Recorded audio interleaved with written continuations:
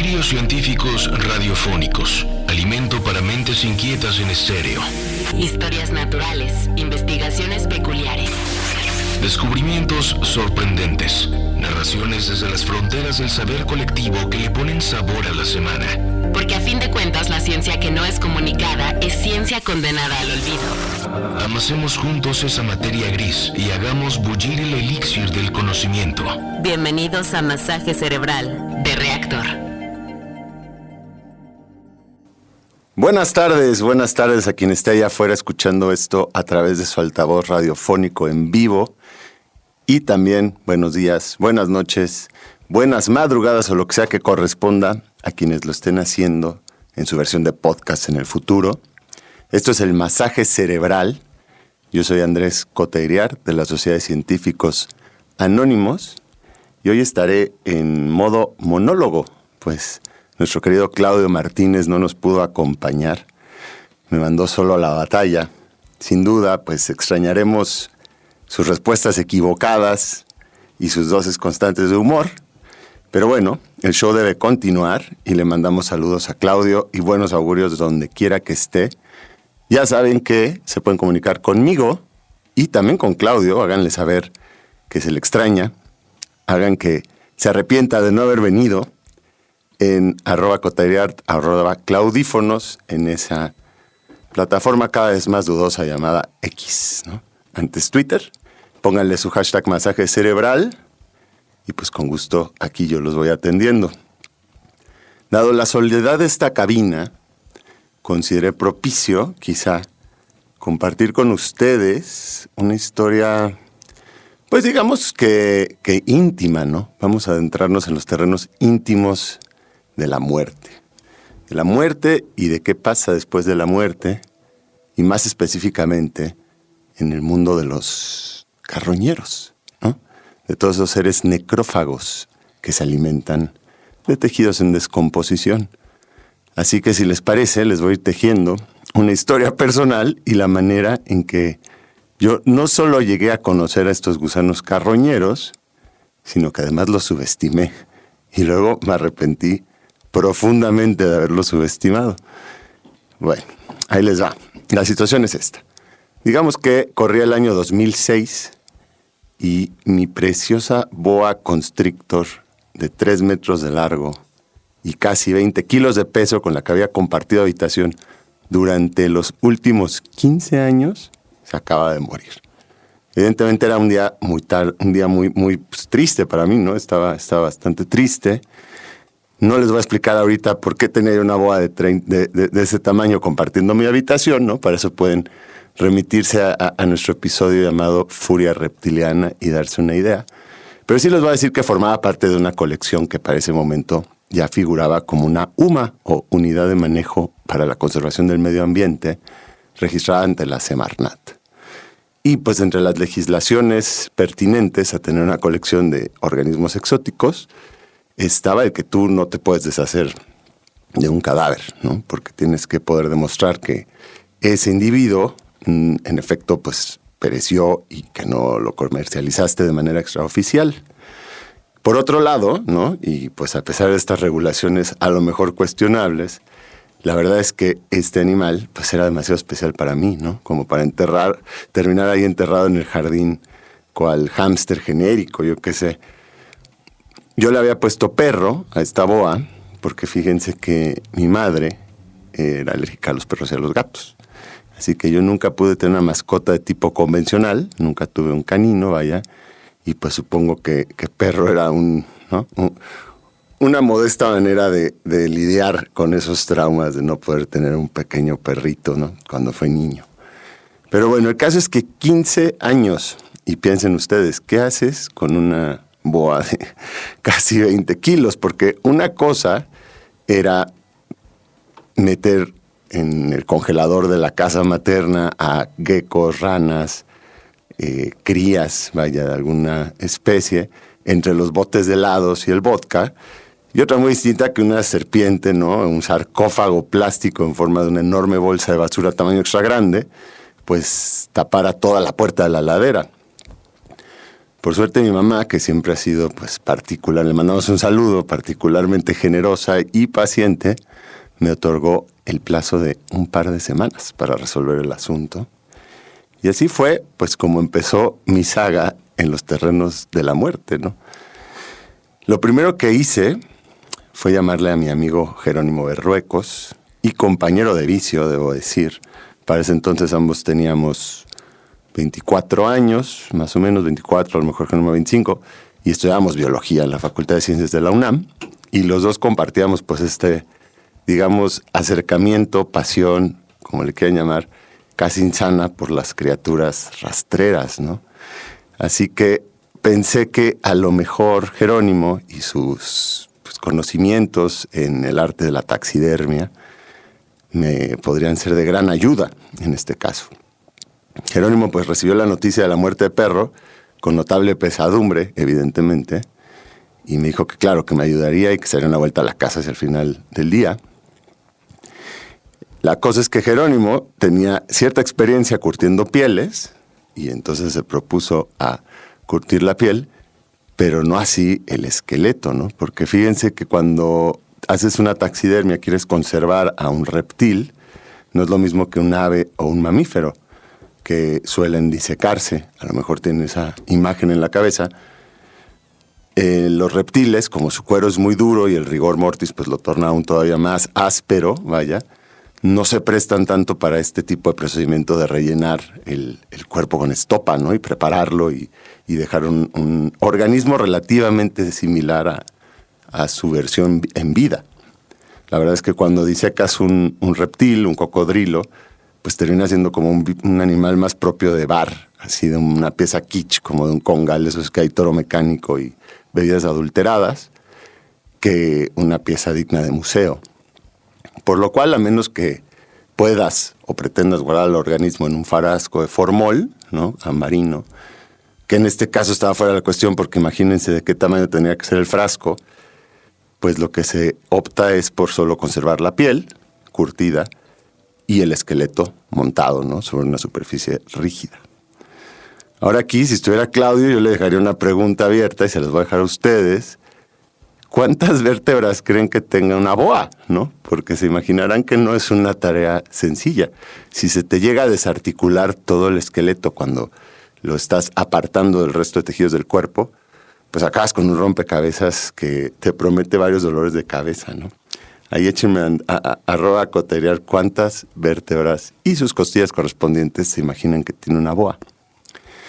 Bueno, en ocasiones anteriores, Jerónimo y yo habíamos hecho esta técnica del hervido para limpiar, sobre todo cráneos, ¿no? Si tienes que obtener el cráneo de un animal, puedes hervir esa cabeza en un caldo, imagínense como que están haciendo una especie de caldo de carne, y durante muchas horas, pues se va desmenuzando los tejidos y va quedando el hueso expuesto.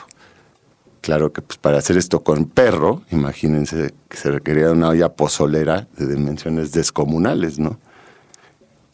Y segundo, pues imagínense por qué no íbamos a hacer esto, el olor, ¿no? No solo porque el esqueleto lo queríamos obtener más o menos íntegro, el olor que disiparía ese puchero de boa durante días cocinándose en la cocina de mi mamá, ¿no? Yo sé que mi mamá es paciente, pero digamos que tiene límites. Así que esto es así como Jerónimo trajo a cuenta a los derméstidos y que comenzaron mis infortunios con el corrosivo grupo de los gusanos carroñeros. No le cambien, a la vuelta les cuento quiénes son los derméstidos. Estás escuchando Masaje Cerebral de Reactor. Qué bueno que no le cambiaron. Estamos aquí de vuelta en el Masaje Cerebral. Si acaban de llegar, yo soy Andrés Coteiriart, en esta ocasión en modo solitario, y les estoy contando, pues, sobre la muerte, ¿no? Pues les estoy contando sobre gusanos carroñeros. O apenas vamos a empezar, realmente. La familia Dermestidae, que comprende pues, a los derméstidos que les cuento, comprende unas 1000 especies de escarabajos pequeños, grisáceos, piensen como afelpaditos, y sus larvas, los gusanos, pues son como, imagínenselo, ocres con ciertos segmentos y como gorditos pulposos. Algunos representantes de este grupo, significativamente un género que se llama Atgenus, o escarabajos de la alfombra, pues son considerados como de relevancia económica, ya que constituyen plagas fulminantes. Estos gusanitos y sus escarabajos, sus adultos, pues asaltan tapices, textiles, plumas, pieles y distintos tipos de derivados animales y causan pérdidas monetarias enormes en la industria, ¿no? Se podrían imaginar en la industria de la moda, en las colecciones de museos, en los objetos personales heredados de generaciones previas. Y además también causan daños irreparables, no solo en materiales históricos y legado antropológico, sino también en reservorios de comida, ¿no? En cualquier derivado de origen animal, vaya. Sin ir más lejos, fíjense que Walter Ciro Díaz, que es un investigador que se dedica a este grupo y que es la eminencia peruana para este grupo, dice: esta familia es la más importante entre todos los pequeños coleópteros que se alimentan de materia orgánica de origen animal, ya que algunas especies causan serios daños a productos alimenticios, así como depósitos de cuero, pieles, carnes y harina de pescado. Son, digamos, pérdidas estamos hablando de varios mil millones de dólares anuales, ¿no? Solo de este género. Otros representantes del grupo, otras especies, sin embargo, y que a veces son ignoradas por los amos del comercio global, pues son aprovechadas como un recurso de mucha utilidad en espacios de ciencia, en museos de ciencia y también en relación con las ciencias forenses.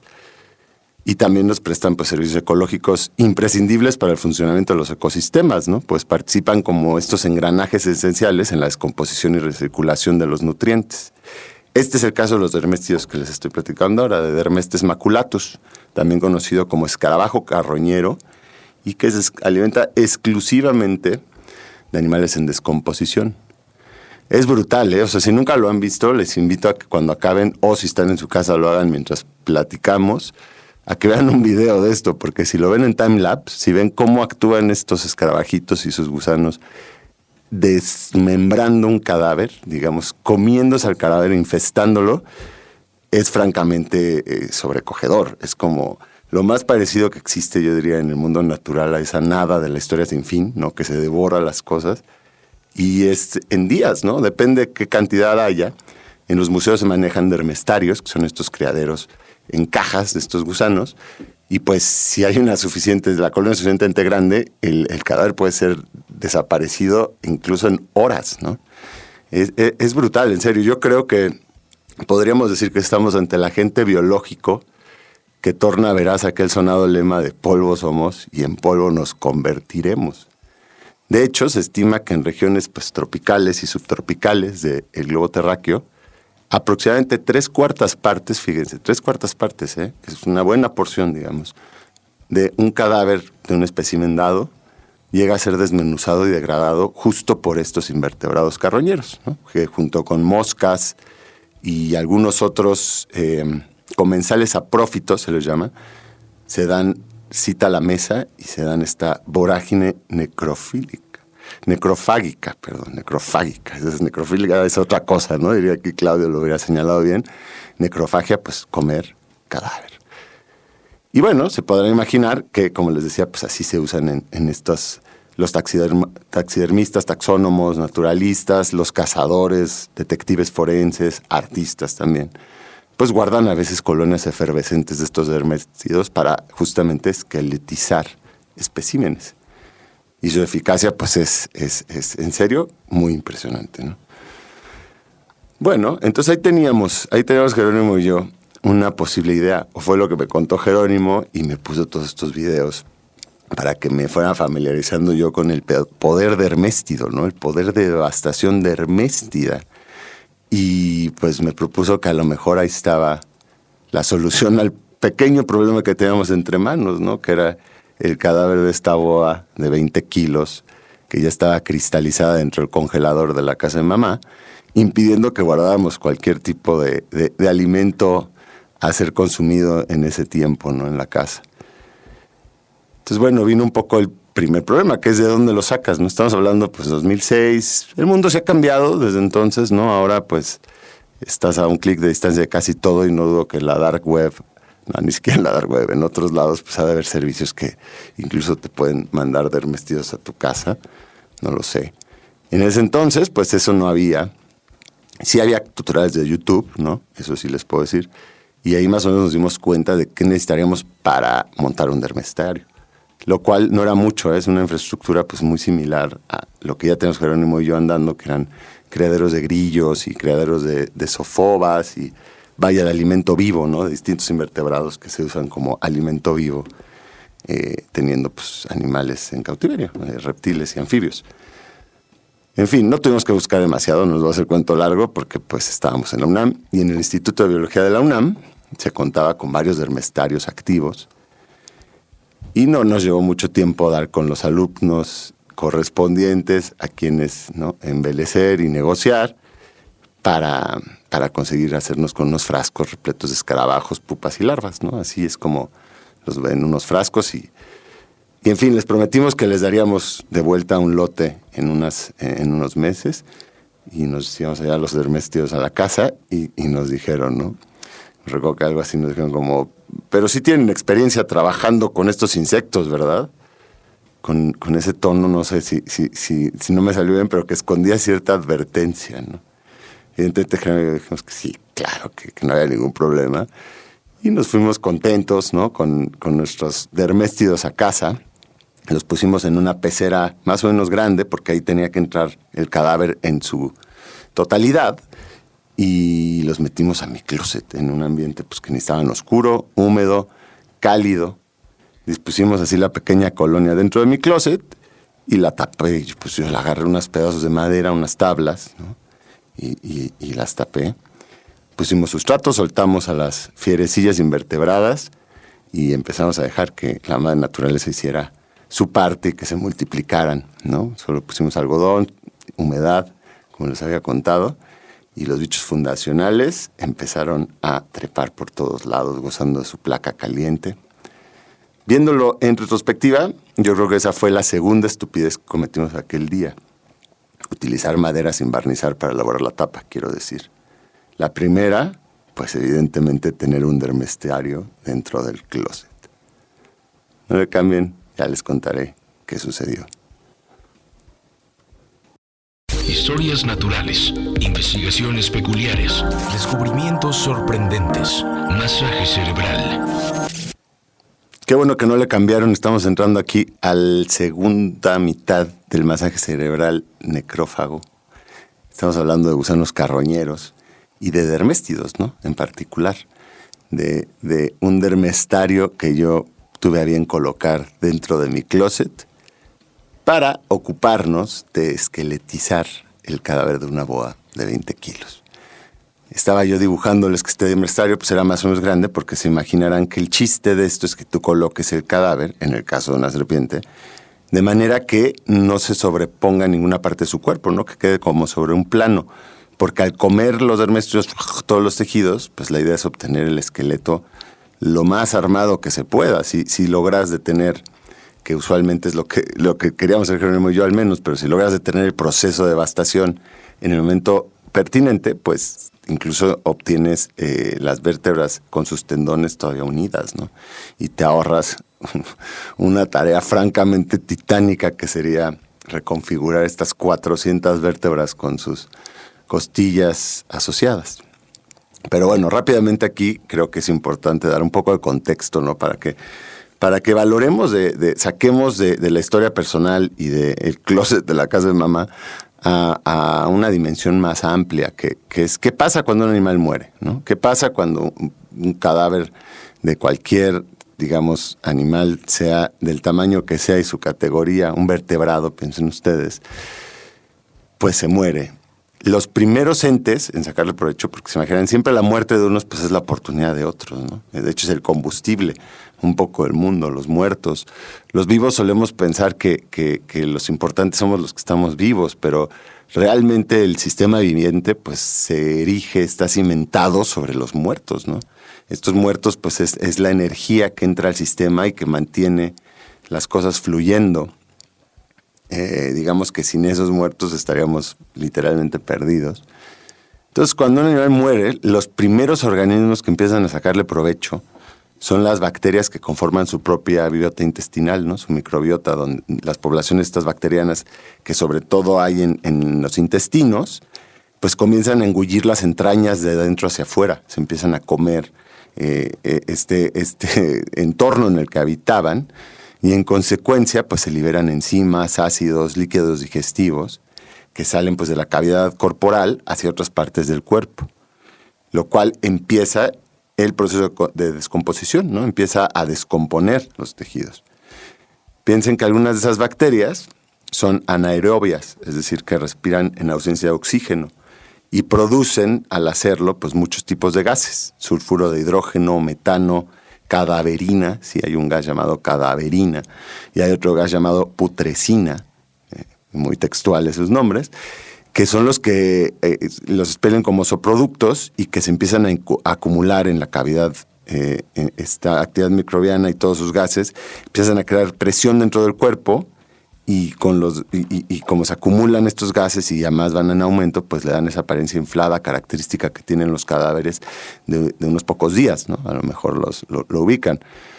Entonces todo esto, imagínense, se está inflamando el cadáver, no está hinchado, está empezando a suceder todo este proceso de descomposición, pues disipa una sinfonía de olores que quizá pues desde nuestra perspectiva pueda resultar nauseabunda, ¿no? El clásico olor a muerto, pero que es deliciosamente atractiva pues para diversos grupos de insectos que no tardan en darse cita a ese banquete, ¿no? Siempre las que llegan más temprano son las moscas, a lo mejor también eso lo tienen ahí como del imaginario popular, ¿no? Unas cuantas horas bastan para que dípteros azules, verdes, negros, moscas panteoneras y demás aterricen sobre el cuerpo y comiencen a depositar sus huevecillos, ¿no? Esos huevecillos eclosionan y dan lugar a las larvas de las moscas que se llaman cresa. Otra pregunta que le vamos a poder poner a Claudio y que no hubiera sabido contestar. Bueno, estas cresas, que piensan que son como gusanas ciegas y que empieza a haber un montón, pronto pues empiezan a remolerse por doquier y empiezan a comerse los miasmas anatómicos y van reduciendo los tejidos, que a la vez aumenta la posibilidad de que más bacterias ataquen, ¿no? Y empiezan pues las etapas de descomposición. La tasa de descomposición aumenta en este momento y los olores y fluidos corporales que comienzan a emanar del cuerpo atraen todavía más invertebrados. Entonces ya no solo hay moscas, sino que llegan otras que les llaman moscas de la carne, escarabajos, ácaros, y después empieza a hacerse todo una especie de ecosistema necrófilo ahí, porque ya están, digamos, todos estos primeros carroñeros y luego llegan avispas parasitoides que se valen de esos carroñeros para reproducirse. Y más tarde, pues también llegan vertebrados, ¿no? O sea, se imaginarán buitres y otros animales que se valen de la carroña. Bueno, entre 10 y 20 días posteriores a la muerte, el cuerpo que antes estaba inflado comienza a colapsarse, ¿no? Los tejidos se aplanan sobre el sustrato y adoptan una consistencia como cremosa. Esa etapa se le conoce como la putrefacción negra, porque es justamente el color que empieza a predominar en las superficies expuestas del cadáver.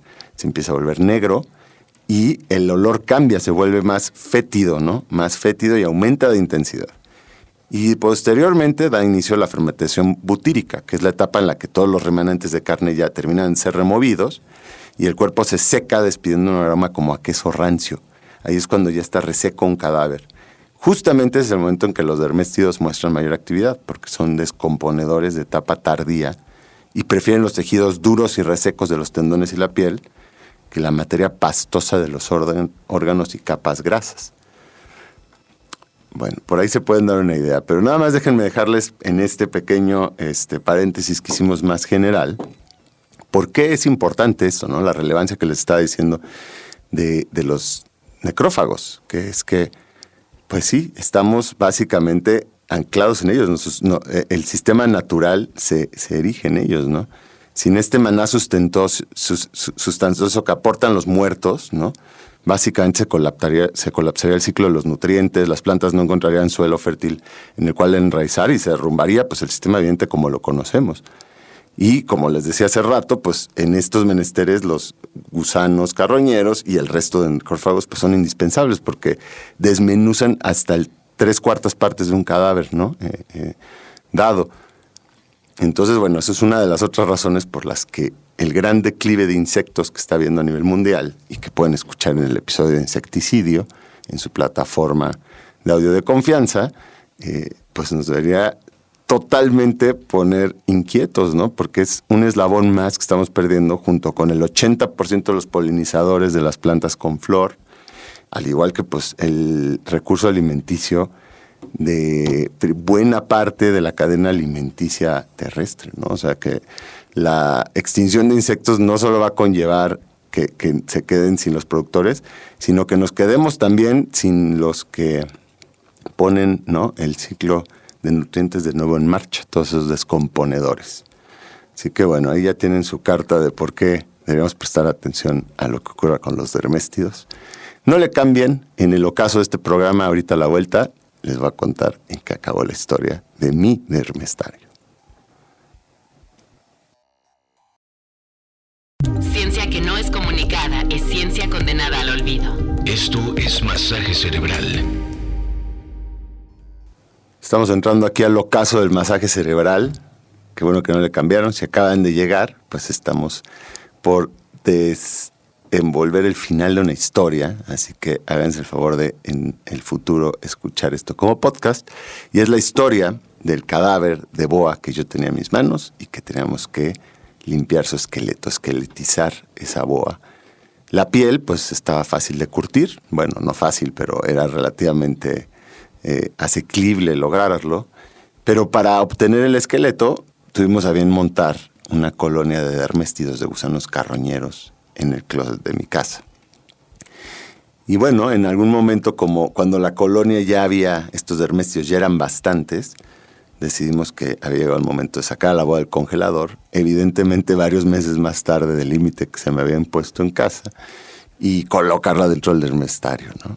No les voy a hacer cuento largo, antes de eso hubo que hacer un proceso, porque los derméstidos, como les decía, son carroñeros de etapa tardía, entonces tuvimos que remover las vísceras, unas partes de los músculos, resecar un poco ese cadáver en el sol, además de pues remover la piel, todo lo cual empezó a invadir la casa pues de un olor medio a entraña añeja, no el mejor de los olores para el hogar materno. Y colocamos pues al cadáver que había quedado reducido a mi querida boa perro, llamada Perro, en el dermestario. Y pues la verdad, hasta ahí todo iba muy bien, salió bastante bien el experimento. Sí tuvimos que reconstruir algunas partes, pero digamos que pudimos obtener el esqueleto tal y como se esperaba. Y si ahí hubiera acabado la historia, pues esta sería una historia de éxito de alguna manera, ¿no? El problema es que pues ya una vez obtenido ese esqueleto, ¿no?, y montada la piel, y visto que esta taxidermia autodidacta era asequible y la habíamos satisfecho, pues evidentemente nos llegó la gran idea de por qué no pues conservar ese dermestario por más tiempo, ¿no? O sea, si ya estaba funcionando, la operación mental parecía obvia en aquel momento, pues claro que deberíamos mantenerlo y así pues usarlo para futuras ocasiones. Llámenlo ambición de novatos, ¿no? Desplante megalomaniaco. Pues dadas estas circunstancias, llanamente craso error, ¿no? Porque como unos 4 meses después de haber conseguido limpiar el cadáver de éxito de la boa con éxito, una mañana en la que me estaba yo vistiendo así medio somnoliento para irme a la universidad, sorprendí así un simpático escarabajito redondo y oscuro corriendo, atravesando mi habitación, ¿no? Como estaba medio adormilado, me tardé unos segundos en descifrar la identidad de este escarabajo. Pero pues es evidente que el muy desvergonzado no era otra cosa que un fugitivo de la colonia, ¿no? Un derméstido caminando a sus anchas por mi cuarto.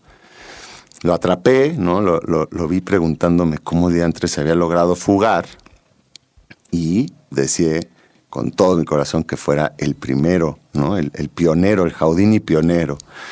Así que pues lo fui a devolver a su habitáculo. Y ahí noté, cuando estaba devolviendo al dermestario, que los bordes de la tabla que yo había usado como tapa de este dermestario estaban ligeramente combados hacia arriba. Tuve a bien no barnizar la tabla, se imaginarán. Y pues la humedad, es en un entorno muy húmedo, fue pandeando muy poco a poco la tabla y pues dejó un agujero lo suficientemente grande, un orificio para que se hubiera fugado. Al menos ese escarabajo. ¿Qué hice? Pues rocié con bórax, puse bórax así en la puerta de mi cuarto y en las ventanas y dije, bueno, en caso de que otros hayan ido a lo mejor esta ráfaga generosa impedirá, no será una frontera para que los derméstidos no lleguen a otros lados de la casa, ¿no? Lo que yo no sabía en ese momento es que ya había en ese preciso instante varios de estos escarabajos comiéndose gustosamente mi chamarra de piel, ¿no? Y quién sabe cuántos otros copulando por ahí. El caso es que el siguiente daño tangible se materializó sobre los suéteres de lana cruda de Álvaro. Posteriormente vinieron los calcetines de alpaca de mi mamá y después el tapete marroquí. Empastes de libros, títulos de estudios, guantes de carnaza y botas de charol. Me acuerdo que un abrigo de pieles finas, que era una herencia de mi bisabuela, fue lo que realmente elevó el tono de sobresalto generalizado, ¿no? Pero no fue sino hasta que las vestiduras del salón, de los sillones de la sala, empezaron a desprenderse, ¿no? Que ya fue la gota que derramó el vaso de agua y que resultaba evidente que algo raro pasaba en la casa y pues que lo más probable es que fuera culpa mía, ¿no?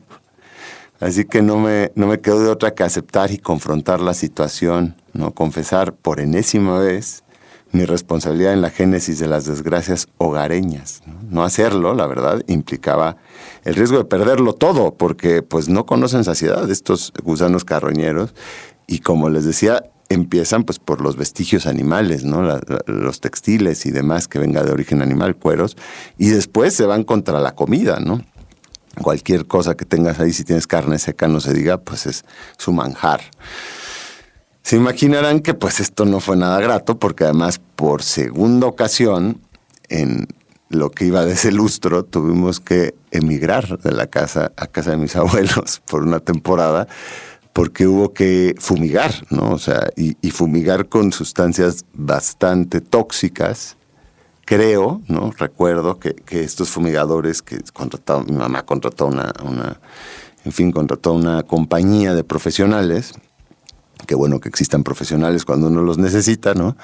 Pero fueron 3 visitas, porque el ciclo de vida de los derméstidos pues lleva varios semanas, de tal forma que pues si tú fumigas una vez, a lo mejor matas a los adultos y a las larvas que estén ahí, pero sus huevos no mueren, ¿no? Y entonces eventualmente al par de semanas tienes que volver a fumigar, y así 3 veces, y además cada vez con una sustancia diferente, ¿no? Con un napalm químico, vamos a decirle un napalm farmacoquímico diferente, para asegurarte que si han tenido piojos, pues como eso, pero en serio, ¿no? O sea, para asegurarte que te deshiciste de la colonia. Y bueno, imagínense, así fue, pues como llegó mi breve, no tan breve, pero mi breve, vamos a decir, experiencia con el reino de los gusanos carroñeros, y pues definitivamente no los he vuelto a poner en práctica, ¿no? Ese dermestario acabó junto con el horno de microondas donde explotó un ratón, ¿no? En una ocasión previa, y con el resto de historias que provocaron dolores de cabeza a mi santa madre durante todos esos años que nuestra casa pues fue cohabitada por una serie de fieras, ¿no? Un museo viviente de fieras. Bueno, espero, ¿no?, que les haya resultado ciertamente, si no grato, revelador, adentrarnos en el proceso de muerte y descomposición, y que comencemos a valorar a los muertos. Es que a mí me parece muy injusto, este va a ser mi pensamiento final, que la humanidad no contenta con todos esos impactos que hacemos sobre el ecosistema, ¿no? Además, le prohibamos de los miles de millones de cadáveres que constituyen pues, nuestra población, y no solo la nuestra, sino la de nuestros animales de compañía, que a veces también acaban siendo incinerados, en vez de revueltos al ecosistema y que al menos su combustible vital sirviera para nutrir a los demás, ¿no? Es francamente egoísta, vamos a decirlo. Así que pues, hay que reconsiderar nuestras prácticas, incluso mortuorias. Con ese pensamiento me despido, y no sin hacerles un gancho para el siguiente episodio, en el que vamos a estar hablando sobre cóndores y aves carroñeras, ¿no? Para conocer otra de las dimensiones de los animales necrófagos. Gracias por escuchar. Yo soy Andrés Cota Iriart. Esto fue El Masaje Cerebral. Nos escuchamos en la próxima. Esto fue todo el masaje cerebral por hoy. En la siguiente emisión continuaremos alimentando las mentes inquietas de la radio pública A través de Reactor